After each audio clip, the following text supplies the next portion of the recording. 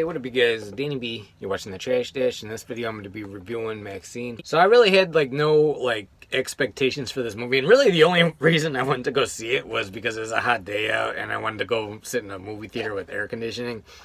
But, you know, it looked okay to me. I didn't like X at all. I thought X was like a really lame movie, to be honest. And I didn't bother seeing Pearl. It just looked like something I wouldn't like, so I never saw that one. This one I went in knowing I would like at least the look of it, but I really had no idea what it was going to be about or anything. I didn't even know that Maxxxine was the character from X. I thought it was like a completely different person. But overall, you know, I thought this movie was actually okay. There's a lot of people bashing it, which is surprising to me since like the first two movies got all this complete praise, and I was like, well, I didn't see Pearl, but like X, I was like, what the fuck is the big deal about this movie? It's not that good. Like, I've actually seen actual porno movies that were better horror movies than X, in my opinion. I did watch a review of this before I went to go see it, and the reviewer spoiled the movie, so I knew what was gonna happen at the end, but I still went into it with an open mind. So let me say what I did like about the movie, instead of just making this whole thing like a big shit. I liked the visuals of it. I thought visually it was really good. Like, they really did a good job at capturing like the 80s cinematic look. A lot of times like 80s movies, they just go with like dance parties and neon lights and, you know, like the Stranger Things route. Even they do, you know, a decent job, but they're like more into like the kind of like nostalgic shit, like the video stores and just things that we don't use anymore. This one actually looked like the 80s movies where, like, you know, you got a lot of like, instead of a blue Dark Knight, you got a black Dark Knight. 80s movies kind of had like a less of a grayscale, which, you know, 4K cameras are great, but they pick up so much like detail and stuff in the night and everything, and it kind of takes away from the cinematic look, in my opinion. I like less grayscale. I don't know, enough about that shit. That's kind of like color nerd shit. The character, I thought she was okay. You know, I don't even really remember how she was in X. So I liked the way it looked. I thought the story was a little lackluster. And really, like, not a lot happened in the movie. Like, when you really break it down, and this is going to contain spoilers, by the way. But when you really break down the movie, it's like this woman trying to balance her work life with being stalked, and then at the same time there's, you know, the Night Stalker going around, who is not Richard Ramirez, it turns out. But that's basically all that really it is like Kevin Bacon stalks her while she's going through this thing. Kevin Bacon's not even really stalking her because they do have lunch at one point, and then she's like meeting up with her Hollywood director who's explaining, like, everyone's just going like, you know, you're gonna do what she says and you're gonna get along with her great. If you don't do what she says, you'll be back to making porn. It's like, okay, I get the point. You could probably move on from this part of the story now. And then like the big violent scene in this was, you know, a fucking Buster Keaton imposer. I guess he didn't make enough money doing his Buster Keaton act on the streets that night, so he goes into the alley with a switchblade. I don't know if he's gonna rob her or rape her or what, but she has a gun, so she tells him to suck the gun, and then she squashes his nuts with her shoe. I'm like, alright, that's, you know, that's pretty brutal.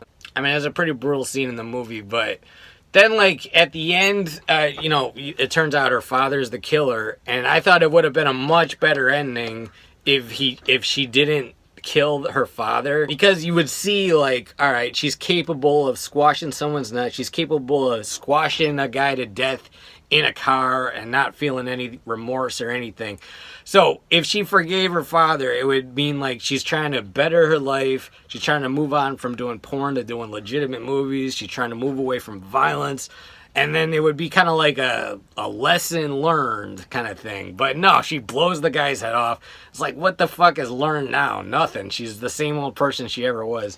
The only kind of sense I can make out of this ending, and it's another one, like, I was watching a reviewer last night talk about how there's like ending after ending after ending. So in the final third or fourth ending sequence, she looks in the mirror, she says she's a star. And the only kind of sense I can make out of that is like, all right, this whole scene, like the dream sequence right as she's about to kill her father, is about fame and fortune. So she's like thinking like, all right, that's what I wanted was fame and fortune and this like self-indulgent life of a fucking rich Hollywood star. But now she avenged the deaths of her friends and these other girls that got murdered. And she's saying she's a star because of that. So she looked at it like, all right, I did something with my life. I ridded the world of my psychotic father who did all this bad shit to people. And now I'm proud of myself because of that. And then she's looking at like a bust of her head, like a horror movie head on the bed, like a severed head. And I think that was maybe supposed to be symbolic of her career, like, or like that's like the amount of fame she would have got. Like, all right, this is what the world would have known me as someone that died in a horror movie. And I live a life of fame and fortune because of that. And like the thing she said in the beginning too, like I'm not gonna live a life I don't deserve. So now she deserves to be living for something because she killed her father.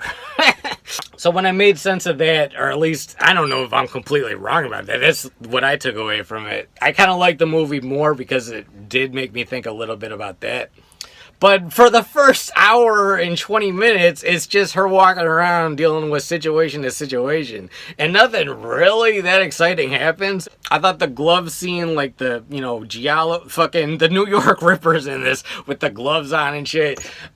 You know, that scene, that stuff is pretty cool. It looked a lot like, you know, like a Brian De Palma kind of style to it. So yeah, visually this movie was pretty cool. The story-wise, it was okay. There is a movie that's a lot like this and I'm a big fan of called Fear City, directed by my favorite director, Abel Ferrara. And that one is like a more exciting version of kind of like almost the same kind of thing. Where it's like someone's going around killing strippers and this like pimp mob guy that runs the stripper service is going out for revenge, and there's like a detective following him because he doesn't like them because they're the mob guys. So that one in my opinion is a lot better, and that one is actually like a metaphor for the film industry because like the killer is the censor, like he's going around killing the strippers, like cutting them up, like, you know, censoring movies.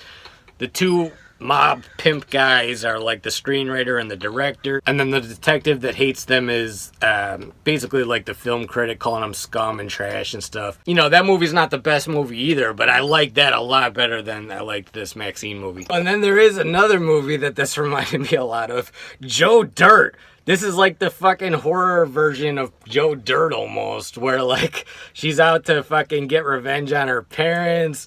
All these kind of weird things are happening to her along the way, and like she's like thinking like, am I a garbage person? And then there's even the fucking nut scene, like, oh, you know, like in Joe Dirt the dog gets its nuts stuck to the porch.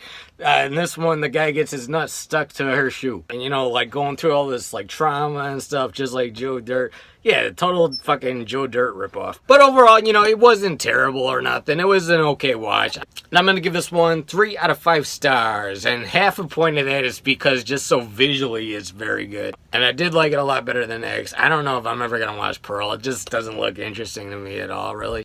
Alright guys, it's Danny B. You're watching The Trash Dash. Let me know what you think of Maxxxine and let me know your favorite A24 film. Hit the like button, comment, and subscribe. Peace out.